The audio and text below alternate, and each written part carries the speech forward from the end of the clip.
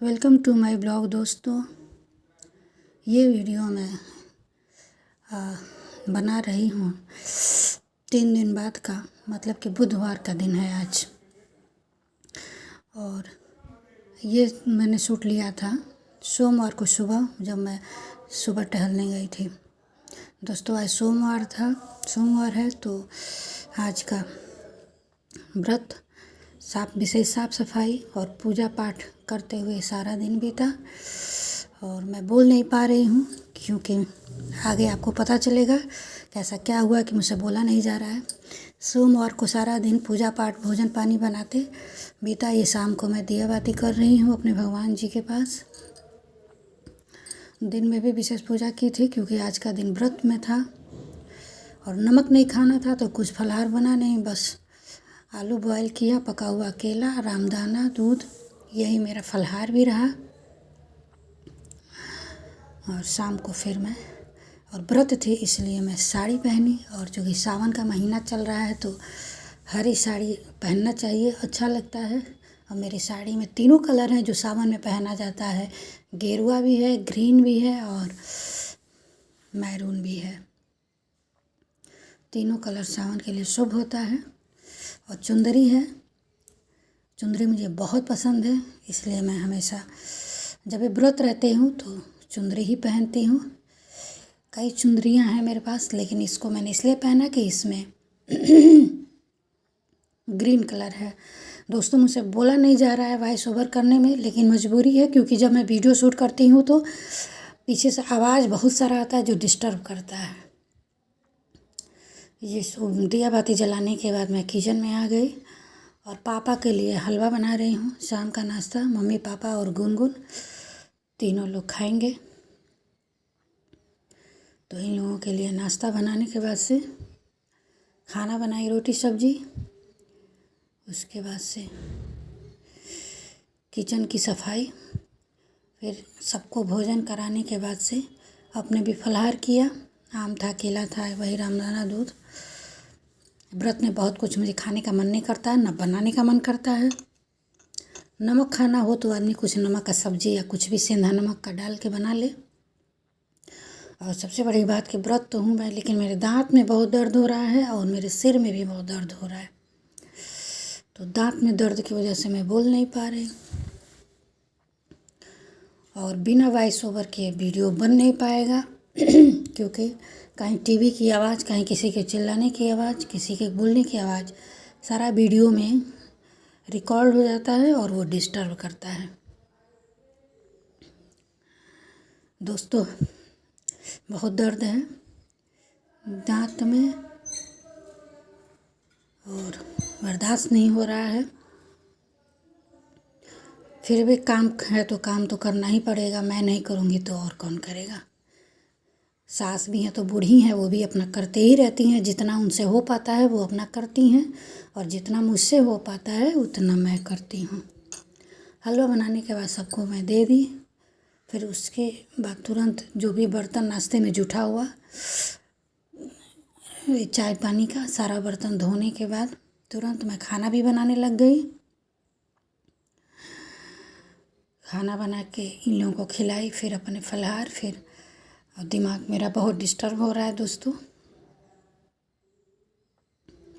दूसरे दिन दोस्तों मुझे जाना है हॉस्पिटल क्योंकि अब बर्दाश्त के बाहर हो गया। मंगलवार का दिन का ये वीडियो है। मैं अपनी बेटी को लेके पुनीत बाबू के साथ पैथोलॉजी पहले पहुंची हूँ। वहाँ मुझे थायराइड के लिए अपना ब्लड भी देना था।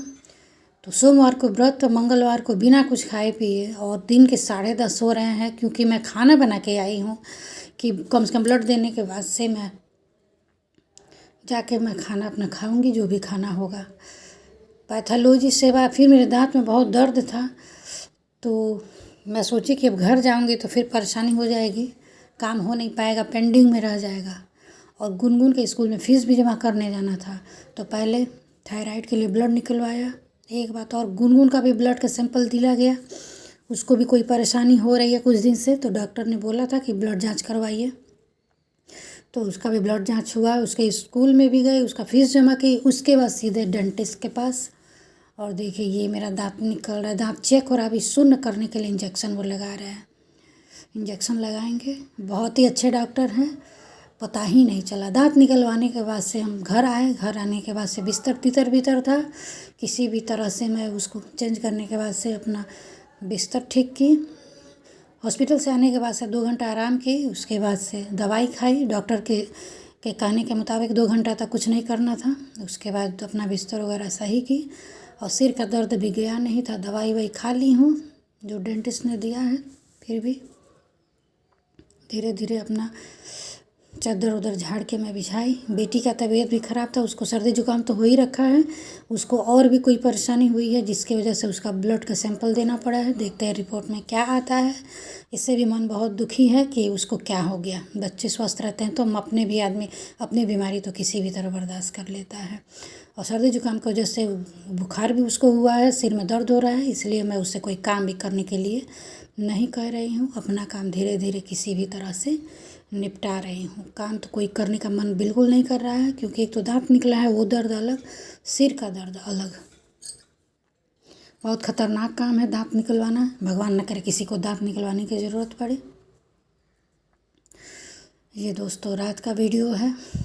मम्मी से खाना हो नहीं पा रहा था। दिन में मैं खाना बनाई थी तो खाना तो न मैं खाई न मेरी बेटी खाई, बस पापा खा के गए होंगे। मम्मी जो 2 रोटी खाई होंगी, सारा खाना वैसे बच गया। बेचारे पुनीत बाबू आए हैं, किचन संभाल रहे हैं। इसीलिए कहती हूँ कि देवर भी हैं, भाई भी हैं, ननद भी हैं, दुख सुख के साथी भी हैं। भगवान ऐसा इंसान सबके जीवन में लाए, सबको दे। निस्वार्थ भाव से सबकी सेवा करते हैं, सबके दुख को दुख समझते हैं। वाकई में आजकल के ज़माने में भी ऐसे इंसान मिलना मुश्किल है। लेकिन हाँ, पुनीत बाबू बहुत ही अच्छे इंसान है। जितना मैं कहूँ उतना कम। इसलिए नहीं कि वो मेरे दुख सुख में साथ देते हैं, इसलिए भी कि वो एक सच्चे इंसान भी है, सच्चे मन के इंसान है, बहुत अच्छे इंसान है। जितना तारीफ़ करूँ उतना कम है। और ये मेरी सासू माँ है, वो भी बीच बीच में आ रही हैं। पुनीत बाबू से बोली हूँ खिचड़ी बनाने के लिए, अब देखते हैं क्या बेचारे बनाते हैं। और मुझे पता है रोटी और सब्ज़ी बनाएंगे खाने में, और खिचड़ी मेरे लिए बनेगी पतली सी खाने के लिए। भूख तो मुझे लगी है, लेकिन क्या करूँ, मम्मी दूध दी हैं आधा गिलास, 1 गिलास तो वही ठंडा दूध फ्रिज वाला मैं ली हूँ रात के 9 बजे। और अभी भोजन बन रहा है, तो जब बन जाएगा तो खिचड़ी भी खाऊंगी।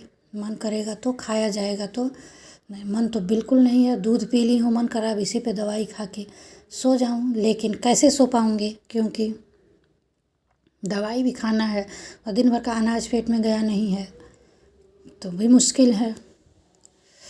और ये खिचड़ी देखिए सूखी हो गई है, बेचारे मम्मी और पुनीत बाबू मिल के बनाए हैं। और मुंह चलाना डॉक्टर मना किया है, लेकिन अब क्या करें, यही खा के सोना पड़ेगा। किसी भी तरह 2 चम्मच खिचड़ी खा के मैं सो गई। और खिचड़ी एकदम सूखी है, तो 2 चम्मच खा के किसी भी तरह मैं सो गई। दोस्तों अगर आज का वीडियो पसंद आया हो तो लाइक, कमेंट एंड शेयर ज़रूर करें। Good night.